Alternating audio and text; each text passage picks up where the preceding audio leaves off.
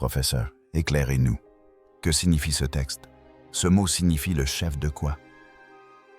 Exactement, le chef de quoi? Pendant des siècles, les historiens ont cru que chaque parole prononcée par Jésus était connue de tous. Mais sur la rive nord du lac de Tibériade, des archéologues ont fait une découverte qui change la donne. Nous avons mis au jour d'extraordinaires vestiges d'un complexe religieux byzantin. L'église s'étend sur une superficie d'environ 1 dunam et demi. Cette découverte, enfouie depuis 500 ans, révèle les paroles secrètes que Jésus a confiées à Pierre, des paroles jamais rapportées dans aucun évangile. À l'époque byzantine, cette magnifique basilique fut construite ici et semble être dédiée à l'apôtre Pierre. Oui, ce qu'ils ont découvert était scellé sous des siècles de boue, caché à l'intérieur d'une église oubliée, jadis construite par les premiers disciples du Christ. Et le message qu'elle recelait pourrait réécrire l'un des moments les plus importants de l'histoire chrétienne. La mosaïque sous la boue. Sur la rive nord du lac de Tibériade, non loin de l'embouchure du Jourdain, une équipe d'archéologues a entrepris des fouilles qui allaient bientôt marquer l'histoire. Le site semblait désert au premier abord. La rive était silencieuse, le sol lourd de couches de boue accumulées au fil des siècles d'inondations.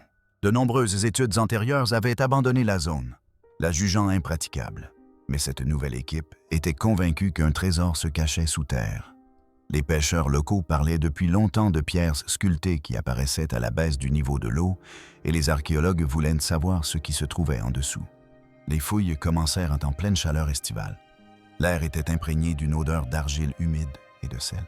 Les ouvriers grattaient lentement la surface, leurs outils s'enfonçant dans la terre dense.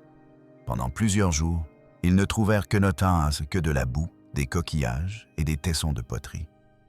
Puis, au 5e matin, une truelle heurta quelque chose de lisse et de solide. Le son était plus aigu que celui de la pierre. Ils élargirent la tranchée, dégageant la surface à la main. Une rangée de petites tuiles commença à apparaître sous le limon. Les couleurs étaient d'abord pâles, puis s'intensifièrent à mesure que l'eau emportait la terre. Au cours des 2 semaines suivantes, l'équipe travailla par sections, découvrant chaque jour un peu plus de la structure. Ce qu'ils mirent au jour était stupéfiant. Des murs épais, des angles nets et une chambre incurvée à l'extrémité est. Un détail que l'on ne trouve que dans les églises antiques. D'après leurs notes de terrain, la surface dégagée mesurait environ 1 dunam et demi, assez grande pour accueillir des centaines de personnes. Ce n'était pas une simple chapelle, mais une église byzantine. Lorsque les restaurateurs commencèrent à laver le sol, la pièce s'anima. La mosaïque en dessous était presque intacte, ses motifs nets et colorés malgré les siècles écoulés. Près du centre, de faibles lettres grecques apparurent. Un linguiste les lut lentement jusqu'à ce que la phrase complète soit parfaitement lisible. Pierre, chef des apôtres et détenteur des clés du ciel. Un long silence s'installa. Les mots n'étaient même pas un simple ornement. C'était une proclamation gravée au cœur même du sol. Les lettres étaient nettes, les joints intacts, la surface exceptionnellement bien conservée. Certains membres de l'équipe pensaient que la pièce avait été scellée pour la protéger. D'autres mettaient en garde contre toute spéculation tant que des analyses complémentaires ne l'auraient pas confirmé. Pourtant, une chose était sûre. La mosaïque avait été placée là intentionnellement. Au coucher du soleil, l'équipe recouvrit à nouveau le sol pour le préserver. Le lac scintillait doucement au loin. Ils quittèrent les lieux ce soir-là, conscients d'avoir découvert bien plus qu'une ruine. D'après leurs notes, une question demeurait dans tous les esprits. À quelle histoire cette mosaïque appartenait-elle? Et quel genre de ville l'avait jadis entourée? Pour y répondre, il leur faudrait remonter le temps jusqu'à un lieu longtemps mentionné dans les Écritures, mais absent des cartes du monde. La ville que les évangiles ont perdue. L'équipe pensait que le message de la mosaïque renvoyait à un nom qui résonnait dans les Écritures depuis des siècles. Béthada. C'était la ville où, selon les évangiles, avaient vécu Pierre, André et Philippe. C'est là que Jésus appela ses disciples pour la première fois et accomplit plusieurs de ses premiers miracles. Pourtant, au fil du temps, la ville disparut. Après le 1er siècle, son nom s'effaça de tous les documents connus. Les inondations ont remodelé la rive nord du lac de Tibériade et le rivage s'est éloigné de son emplacement d'origine. La ville qui avait vu naître la foi fut engloutie par la terre et les souvenirs. Dès le IVe siècle, les premiers pèlerins tentèrent de et de la retrouver. Guidés par les récits, ils parcoururent la côte galiléenne, désignant les lieux où, selon eux, Jésus avait marché. Certains marquèrent des marques les mauvaises collines, d'autres érigèrent de tiers de petits sanctuaires, espérant avoir fait le bon choix. Mais aucune preuve ne subsista. Au fil des siècles, la ville devint moins une destination qu'un mystère, un fantôme sacré enfoui sous la boue et les roseaux. Au XIXe siècle, des érudits reprirent les recherches munis de cartes et de pelles. Deux sites principaux ont retenu l'attention. L'un était Tel, un tertre situé à près de 2 kilomètres à l'intérieur des terres. L'autre était Eloraj, une plaine proche de l'eau. Chaque site avait ses partisans et des preuves, mais aucun ne parvenait à discréditer l'autre. Ethel possédait d'importants vestiges de l'âge du bronze, mais peu de traces de l'époque de Jésus. Elor avait livré des poteries romaines et des vestiges de mosaïques, mais les inondations rendaient son étude difficile. Le débat s'est poursuivi pendant des générations. Les rapports des prospections du début du XXe siècle laissaient entendre que les deux sites recelaient des vestiges antiques, mais les découvertes étaient éparses et incomplètes. Bethsaïda restait introuvable, une ville mentionnée par tous les lecteurs des évangiles, mais jamais vue. La situation a commencé à évoluer en 2016. Une nouvelle équipe internationale est retournée à Eloraj, munie d'outils modernes et d'un objectif clair: résoudre définitivement cette énigme. Grâce à l'analyse des sols et à l'imagerie magnétique, ils ont détecté des structures denses sous la surface, des vestiges de murs, de routes et de fondations. En creusant plus profondément, ils ont découvert des poteries, des verres et des pièces de monnaie datant du 1er siècle. En quelques mois, des structures ont commencé à émerger de la boue. Selon certains archéologues, ces strates révélaient non pas un simple petit village, mais un florissant village de pêcheurs, parfaitement compatible avec l'époque de Jésus. Pour la première fois, les récits bibliques semblaient concorder. Bethsaïda, la ville que les évangiles avaient perdue, commençait à réapparaître dans le monde, et bientôt, la terre allait rendre plus que des bâtiments. L'église sous le rivage. L'équipe s'enfonça plus profondément dans le sol, s'attendant à trouver de petits vestiges d'un ancien village. Ils pensaient en découvrir quelques murs en ruine, des poteries ou un tronçon de route. Au lieu de cela, le plan d'une grande église paléochrétienne de l'époque byzantine commença à se dessiner. Jour après jour, un détail en entraînait un autre. Un muret révéla l'existence de plusieurs pièces. Des cercles de pierre se révélèrent être des bases de colonnes encore en place. À la fin de la 3e semaine, ils mirent au jour une pièce incurvée à l'extrémité est, l'emplacement probable d'un autel dans une ancienne église. C'est à ce moment-là qu'ils comprirent qu'il s'agissait d'une église et non d'une maison ou d'un entrepôt. Ces dimensions surprirent tout le monde. Le sol était plus large que celui des petites chapelles et des villages boitins voisins. Le plan était harmonieux et équilibré. La qualité de la construction était remarquable. Lors du nettoyage du sol, les restaurateurs découvrirent des mosaïques composées de petites pierres rouges, bleues et blanches, agencées selon des motifs précis. La lumière du soleil faisait ressortir davantage encore les couleurs. Il ne s'agissait pas d'une simple salle de prière villageoise. Selon certains archéologues, l'endroit semblait avoir été conçu pour accueillir de nombreux visiteurs. En dégageant la terre, ils ont atteint des couches plus anciennes que l'église elle-même. Sous les fondations, ils ont découvert des vestiges d'une ville du 1er siècle, des hameçons, des plombes pour filets et de simples poteries de cuisine. Ces objets correspondent à ceux utilisés par les familles d'un village de pêcheurs. Ces découvertes suggèrent qu'une communauté active vivait ici bien avant la construction de l'église. Il semblerait que les bâtisseurs de l'église aient choisi ce terrain délibérément et non par hasard. Des récits écrits ont permis à l'équipe de mieux comprendre le contexte. Au 8e siècle, un pèlerin du nom de Willibald a décrit une église des apôtres près du lac de Tibériade. Il affirmait qu'elle se dressait à l'emplacement des anciennes demeures de Pierre et d'André. Pendant des années, de nombreux érudits ont rejeté cette affirmation, la jugeant légendaire. Or, le site d'El-Harraj correspondait à plusieurs aspects de sa description. On y trouvait notamment des chambres d'hôtes. On y trouvait les vestiges d'un établissement thermal. Une grande cour permettait aux voyageurs de se rassembler. D'après les rapports de terrain, c'était la première fois que le récit écrit et les preuves sur le terrain concordaient aussi étroitement. À ce stade, l'équipe avait le sentiment de déchiffrer une histoire par strates. D'abord, un village de pêcheurs de l'époque romaine. Plus tard, une communauté chrétienne y avait construit un sanctuaire. Ce choix paraissait logique. Les premiers chrétiens construisaient souvent sur des lieux qu'ils souhaitaient honorer. Certains membres de l'équipe pensaient que cette église avait été érigée pour perpétuer le souvenir des apôtres.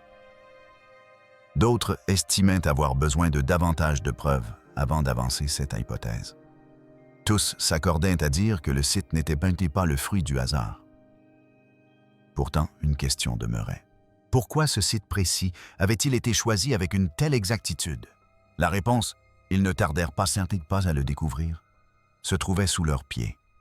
Un message gravé dans la pierre, enfoui au cœur même du sol, l'inscription qui parlait à travers la pierre. L'inscription se trouvait au centre de la nef, le hall principal de l'église. C'est le large espace où se tenaient les fidèles. Un cadre circulaire de petites mosaïques colorées entourait un panneau plat portant le texte. Les restaurateurs l'ont nettoyé lentement à l'aide de pinceaux doux et d'eau. Lettre après lettre, les mots ont repris vie.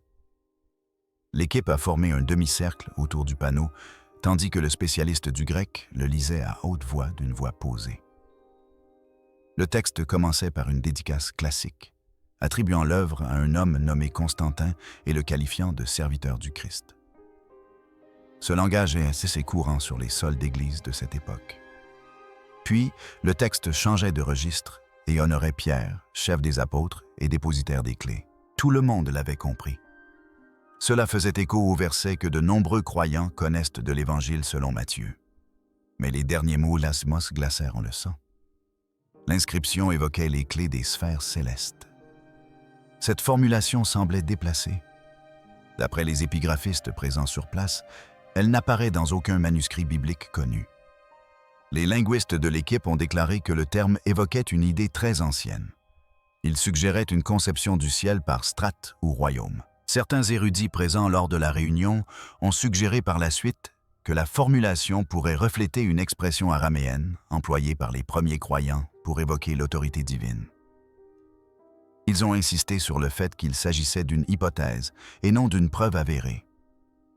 Selon eux, l'expression aurait pu se transmettre aux Grecs par le biais des prédications locales avant même d'être consignée par écrit.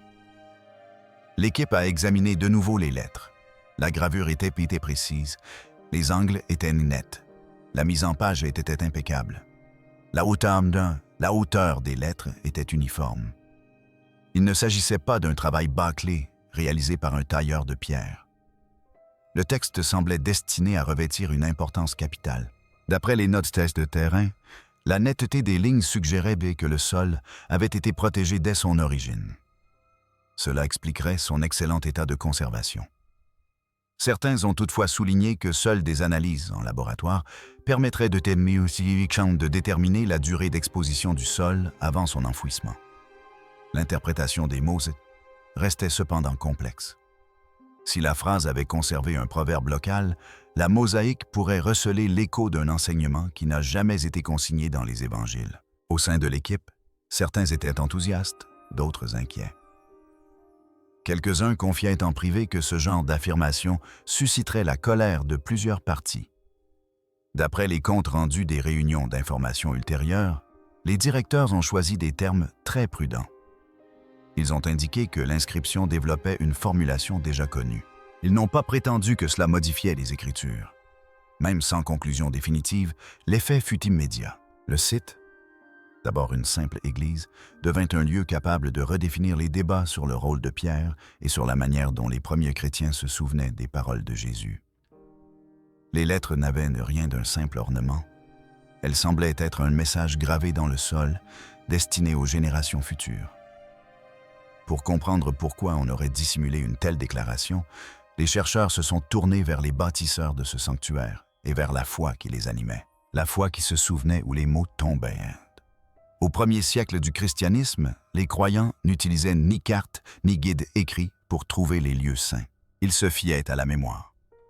Ils construisaient là où, selon la légende, des moments sacrés s'étaient déroulés.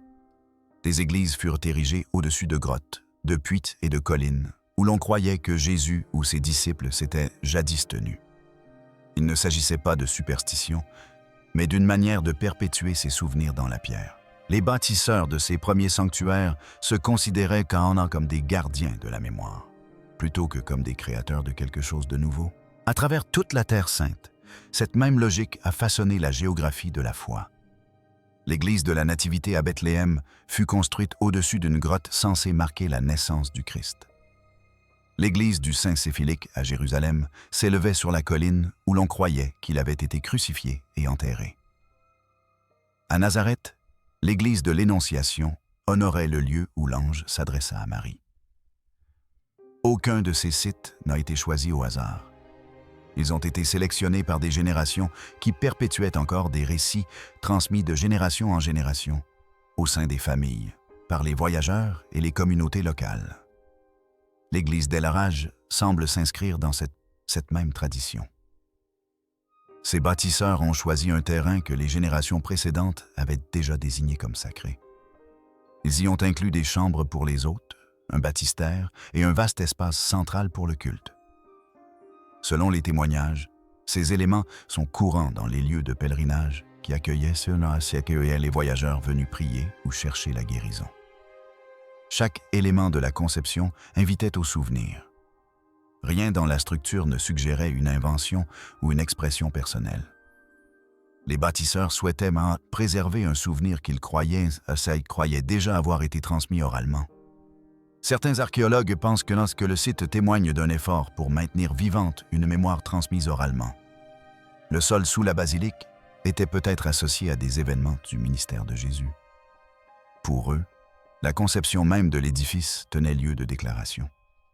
C'est là que les paroles avaient été gravées. Ils ne protégeaient pas une idée, mais une voix qui, croyaient-ils, avait résonné dans cette terre.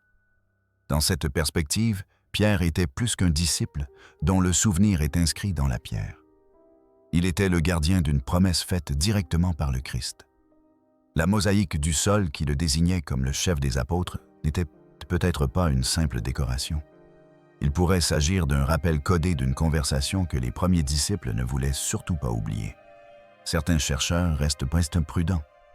Ils affirment qu'en l'absence de preuves écrites, nul ne peut être certain de ce que les bâtisseurs consignaient. Mais même eux s'accordent à dire que la combinaison de l'architecture, de l'inscription et de l'emplacement témoigne d'une préservation délibérée. Les bâtisseurs de cette église n'inventaient pas l'histoire. Ils transmettaient un héritage. Et selon des études récentes, ce qu'ils ont transmis n'était peut-être pas seulement un titre ou un nom. Il pourrait s'agir des paroles mêmes que Jésus avait adressées à Pierre. Lorsque les épigraphistes ont nettoyé le dernier anneau de la mosaïque, des lettres à peine visibles sont apparues, que personne n'avait remarquées auparavant, et le sens en a été complètement changé. Les clés, le royaume et les mots cachés. Le nettoyage final a débuté par des contrôles de routine. Les restaurateurs ont photographié le sol à la lumière naturelle. L'équipe technique a ensuite utilisé l'imagerie infrarouge pour scanner la surface et y déceler de faibles marques. D'après le rapport de terrain, la caméra a détecté un fin anneau de texte autour de l'inscription principale. Ce dernier était fortement usé, presque invisible à l'œil nu. Sous infrarouge, des lettres qui ressemblaient à des taches ont commencé à se détacher de la pierre. Le silence se fit dans la pièce. Un épigraphiste traçait le cercle sur une tablette, tandis qu'un second spécialiste lisait les lettres à voix haute. Le texte était incomplet par endroits, mais il en restait suffisamment pour reconstituer la ligne avec assurance. Après plusieurs relectures, l'équipe consigna la reconstitution dans son carnet. On pouvait y lire « Il lui dit « Garde ma maison, car je vais préparer les cieux. » Ces mots ne correspondaient à aucun verset connu. Le ton était personnel, comme un discours direct. Les traducteurs ont analysé la grammaire et ont constaté que le rythme ne ressemblait pas à celui du grec tardif, mais plutôt à celui d'une langue plus ancienne. Certains érudits, présents lors de la réunion, ont affirmé que la phrase correspondait à la structure des expressions araméennes anciennes. Ils ont suggéré qu'il pourrait s'agir d'un souvenir local traduit en grec pour la mosaïque, en précisant qu'il s'agissait d'une hypothèse et non d'une preuve. D'autres membres du groupe ont appelé à la prudence, estimant qu'il était nécessaire de procéder à des tests supplémentaires et à une évaluation par les pairs. La structure de la phrase a attiré l'attention de tous. Elle semblait prolonger le passage de Matthieu 16, 1 à 19, où Jésus remet à Pierre les clés du royaume des cieux. Ici, la formulation reprenait cette idée avec 2 commandements clairs. « Garde ma maison » et « Je vais préparer les cieux ». Si la reconstitution est exacte, le premier commandement fait référence au devoir de Pierre sur terre. On y voit un appel à protéger la communauté des croyants. La seconde proposition suggère que le Christ prépare les cieux tandis que Pierre veille sur la terre. Certains ont interprété cette association comme l'implication d'une œuvre commune unissant la terre et le ciel. L'impact émotionnel fut immédiat. Certains membres de l'équipe furent sous le choc. D'autres s'inquiétèrent de l'insanctionnement de la réaction du public. Selon les informations recueillies sur place, les responsables choisirent de décrire la découverte comme une ancienne tradition locale qui préserve une version enrichie d'une promesse connue. Ils ne la qualifièrent non pas de nouvelle écriture. Ils ne la présentèrent pas comme une conclusion définitive. Malgré la prudence des termes employés, les implications étaient fortes. Si l'inscription rapporte une parole ancienne dont on se souvient en Galilée, alors la mosaïque serait le premier artefact archéologique à transmettre une parole directe de Jésus à Pierre. Certains experts pensent qu'elle redéfinit le rôle de Pierre. Il n'est plus seulement un gardien qui lit et délie, mais devient un intendant qui veille sur la famille de la foi pendant que le Christ achève l'œuvre de préparation au ciel. L'équipe a de nouveau scellé le sol pour le protéger et a envoyé des images à des experts externes. En quelques jours, la nouvelle s'est répandue bien au-delà du site. À mesure que l'information se propageait, les débats sont repris dans les séminaires et les chaires. Que signifiaient ces paroles pour tout ce que le christianisme avait enseigné sur Pierre, l'apôtre qui n'a jamais perdu ses clés? Depuis 2000 ans, la question de l'autorité de Pierre a façonné et divisé le monde chrétien. Des courants de foi entiers se sont construits autour de l'interprétation de ses paroles et de son rôle. Pour certains, il était le fondement même de l'Église, le chef choisi pour poursuivre sa mission. Pour d'autres, il était un homme parmi ses pairs, un symbole de foi plutôt qu'un dirigeant. La controverse autour des clés est devenue l'un des débats les plus longs de l'histoire du christianisme. Au cours des siècles suivants, ces divergences se sont accentuées. Les églises d'Orient et d'Occident étaient en désaccord sur la signification des paroles du Christ. En Occident, la primauté de Pierre s'est trouvée associée au leadership, une lignée ininterrompue qui a conduit à la papauté. En Orient, son rôle était perçu comme spirituel, non politique, celui d'un premier parmi ses pairs plutôt que d'un souverain. Plus tard, lors de la Réforme, les protestants ont interprété le même verset différemment. Ils ont enseigné que les clés n'étaient pas la marque de l'autorité d'un seul homme, mais un symbole de foi partagée, accessible à tous les croyants. Pourtant, aucune de ces interprétations ne pouvait effacer ce que les archéologues avaient découvert sous le sol de Galilée. L'inscription dès leur âge n'avait pas été écrite à Rome, ni commandée par des empereurs. Elle fut gravée dans la pierre par des croyants locaux, des siècles avant même l'existence des divisions au sein de l'Église. Et à cette époque, bien avant les conciles, les schismes et les réformes, Pierre était honoré exactement comme les évangiles le décrivent. Chef des apôtres, détenteur des clés et gardien de l'œuvre initiée par le Christ. D'après les premières traductions, cette formulation revêtait une dimension à la fois personnelle et cosmique. Elle ne présentait pas Pierre comme un chef des hommes, mais comme un gardien de l'équilibre, un intendant de la foi sur terre, tandis que le Christ préparait les royaumes célestes. Pour les théologiens, cette idée changea la donne. Elle montrait que les premiers chrétiens près de Galilée concevaient déjà la vocation de Pierre non comme un pouvoir, mais comme un service. Même les critiques qui doutaient de cette inscription cachée reconnurent que l'inscription mosaïque ne pouvait plus être considérée comme une simple légende. Elle était tangible, locale et ancienne. Une voix venue des premiers siècles de la foi. Cette découverte a provoqué une profonde introspection. L'Église dès leur âge n'avait pas préservé une doctrine, mais un souvenir. Et à travers ce souvenir, l'histoire de Pierre a bouclé la boucle et est revenue à ses origines. Aujourd'hui, la question ne porte plus seulement sur ce qui a été trouvé, mais aussi sur sa signification pour les croyants. S'agissait-il d'un message destiné à transformer la foi ou simplement à nous rappeler ses racines? À chacun d'en juger. Selon vous, que révèle cette découverte sur le véritable rôle de Pierre? Était-il appelé à guider ou à protéger? Partagez vos réflexions ci-dessous et faites savoir au monde ce que vous pensez être la clé de cette histoire.